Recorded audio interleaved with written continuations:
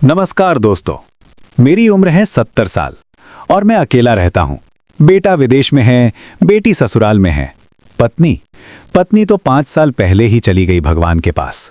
तो बचा कौन? बस मैं और ये 4 दीवारें। अब आप सोचेंगे, अरे बाबा, इतने में तो आदमी टूट जाता है। लेकिन दोस्तों, मैं टूटा नहीं, बल्कि मैं आज उससे ज्यादा ठीक हूं जितना 60 साल की उम्र में था।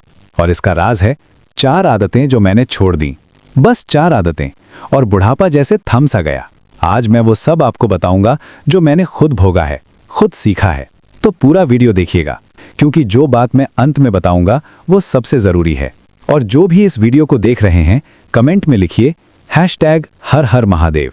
बस इतना लिखिए और देखिए कैसे सकारात्मक ऊर्जा आती है आपके जीवन में। मेरा नाम है रमेश चंद्र शर्मा। राजस्थान के एक छोटे से शहर से हूं। पूरी जिंदगी सरकारी नौकरी की। रिटायर हुआ तो लगा अब क्या करूंगा। पहले 2-3 साल तो बस यूं ही बीते। टीवी देखो, सो जाओ, सुबह उठो, चाय पियो, अखबार पढ़ो, फिर वही टीवी। घुटनों में दर्द था, नींद नहीं आती थी, सुबह उठने का मन नहीं करता था। डॉक्टर के पास जाओ तो बोलते उम्र हो गई है, ये तो होगा ही। और मैं मान लेता था। लेकिन एक दिन मेरे पुराने दोस्त मिले, रघुनाथ जी। उनकी उम्र थी 74 साल और वो दौड़ रहे थे। सुबह सुबह पार्क में दौड़ रहे थे। मैंने पूछा, यार तू ये कैसे करता है? उन्होंने जो बताया उसने मेरी जिंदगी बदल दी। उन्होंने कहा, रमेश, बुढ़ापा उम्र से नहीं आता, बुढ़ापा आता है उन आदतों से जो हम पाल लेते हैं। और उस दिन से मैंने सोचना शुरू किया, मेरी कौन सी आदतें हैं जो मुझे अंदर से खा रही हैं। आदत नंबर 1, कल करूंगा वाली सोच। पहली आदत जो मैंने छोड़ी वो थी कल करूंगा वाली सोच। दोस्तों, रिटायरमेंट के बाद एक अजीब बीमारी लग जाती है आदमी को। सुबह उठते हैं, सोचते हैं आज थोड़ा थका हुआ हूं, कल से टहलने जाऊंगा।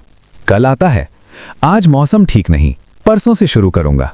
परसों, आज घर में कुछ काम था। और ऐसे करते करते महीने बीत जाते हैं। मैंने ये किया, पूरे 2 साल किया। और नतीजा, घुटने और ज्यादा अकड़ गए, वजन बढ़ गया और सबसे बुरा, मन बुझ गया। जब आप कुछ नहीं करते तो मन को लगता है मेरी जरूरत नहीं किसी को। और जब मन बुझता है तो शरीर भी बुझने लगता है। फिर एक दिन मैंने खुद से एक वादा किया। मैंने कहा, रमेश, तू 70 साल जी चुका है। अगर 10 साल और जीना है तो आज से जीना शुरू कर, कल से नहीं, आज से। बस उस दिन से मैंने हर काम आज करना शुरू किया। सुबह 6 बजे उठना है, उठता हूं। 30 मिनट टहलना है, टहलता हूं। शाम को 15 मिनट योग करता हूं। शुरू में बहुत मुश्किल लगा। पहले हफ्ते में 2 बार छोड़ दिया, लेकिन तीसरे हफ्ते के बाद कुछ बदलने लगा। घुटनों का दर्द थोड़ा कम हुआ, नींद बेहतर हुई और सुबह उठने का मन करने लगा। दोस्तों, कल करूंगा, ये वाक्य बुढ़ापे का सबसे बड़ा दोस्त है। इसे आज ही छोड़िए। आदत नंबर 2, नकारात्मक बातों की लत। दूसरी आदत, और ये सुनकर शायद आप चौंक जाएं, थी नकारात्मक बातें करने की लत। हाँ, लत, बिल्कुल बीड़ी सिगरेट जैसी लत। रोज सुबह मोहल्ले के कुछ बुजुर्ग मिलते थे पार्क में। और क्या होता था, आजकल के बच्चे बड़े बेकार हो गए हैं, सरकार कुछ नहीं करती, महंगाई देखो कितनी बढ़ गई। हमारे जमाने में ऐसा नहीं था। शरीर भी अब जवाब देने लगा है। 1 घंटे की बैठकी और पूरा 1 घंटा शिकायत, शिकायत और शिकायत। मैं भी इसमें शामिल था, बड़े मजे से। लेकिन एक दिन मैंने नोट किया, जब मैं इस बैठक से उठकर घर आता था तो मेरा मन कैसा होता था? भारी, बहुत भारी, जैसे कोई पत्थर सीने पर रख दिया हो। और फिर मैंने पढ़ा एक पुरानी किताब में कि जो इंसान रोज नकारात्मक बातें करता है या सुनता है, उसके शरीर में कॉर्टिसोल नाम का हार्मोन बढ़ता है। ये वही हार्मोन है जो स्ट्रेस बढ़ाता है, और स्ट्रेस बुढ़ापे को तेज करता है। सीधी बात, नकारात्मकता बुढ़ापे का ईंधन है। मैंने उस बैठक में जाना धीरे धीरे कम कर दिया। पहले हफ्ते दोस्तों ने पूछा, क्या हुआ रमेश भाई, आते क्यों नहीं? मैंने कहा, बस थोड़ा काम है। और उसकी जगह मैंने क्या किया, सुबह टहलने के बाद 10 मिनट बैठकर 3 चीजें लिखने लगा जिनके लिए मैं आज शुक्रगुजार हूं। आज सूरज निकला, शुक्रगुजार। चाय अच्छी बनी, शुक्रगुजार।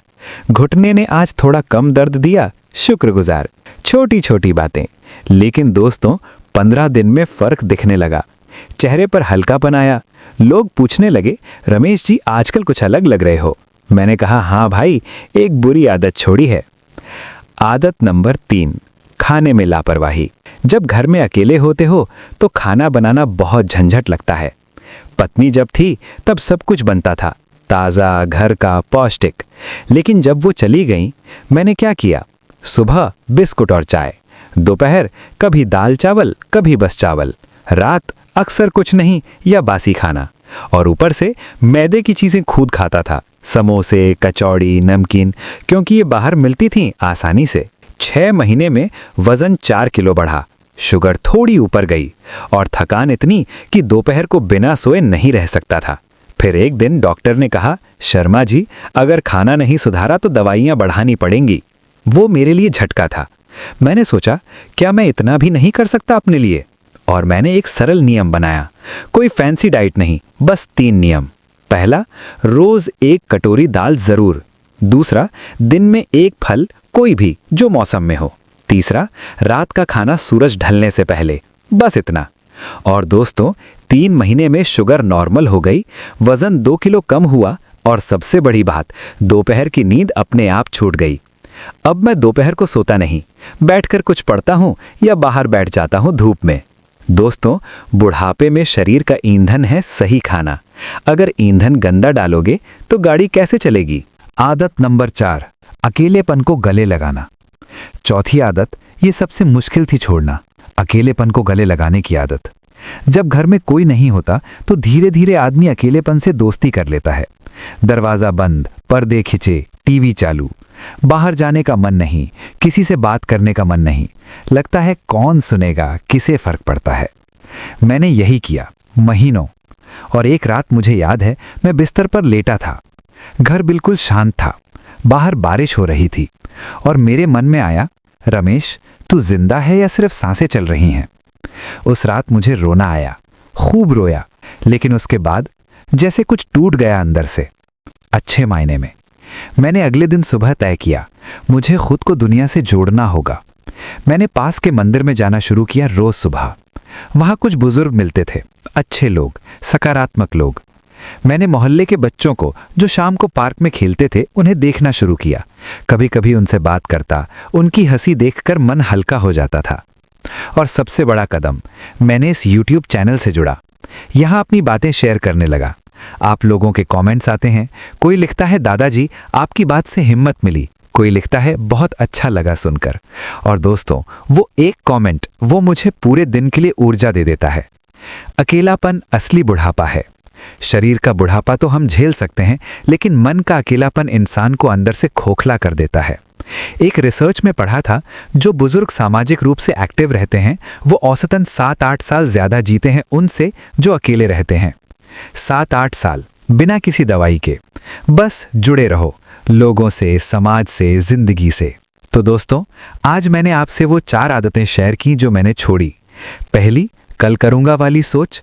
दूसरी, नकारात्मक बातों की लत। तीसरी, खाने में लापरवाही। और चौथी, अकेलेपन को गले लगाना। ये कोई डॉक्टर की एडवाइस नहीं है, कोई साइंस लेक्चर नहीं है। ये एक 70 साल के इंसान का अपना अनुभव है। मैंने भोगा है, मैंने गिरा हूं, मैंने उठा हूं, और आज मैं आपसे कह सकता हूं, उम्र सिर्फ एक संख्या है। 70 में भी जिंदगी जी जा सकती है पूरे दिल से। बस जरूरत है कुछ पुरानी थकी हुई आदतों को दरवाजा दिखाने की। अगर आपके घर में भी कोई बुजुर्ग हैं, माता पिता, दादा दादी, नाना नानी, तो ये वीडियो उन तक जरूर पहुंचाइए। हो सकता है आपका ये एक कदम उनकी जिंदगी बदल दे। और अगर आप खुद बुजुर्ग हैं और अकेले हैं, तो मेरी एक बात याद रखिए, आप अकेले नहीं हैं। मैं हूं यहाँ इस चैनल पर हर हफ्ते। तो सुखद जीवन चैनल को अभी सब्सक्राइब करिए और घंटी भी दबाइए, ताकि हर नया वीडियो आप तक पहुंचे। क्योंकि अगला वीडियो होगा, रात को नींद क्यों नहीं आती 60 के बाद, और मैंने बिना दवाई के इसे कैसे ठीक किया। वो वीडियो आपके बहुत काम आएगा। तब तक के लिए जय श्री राम, हर हर महादेव।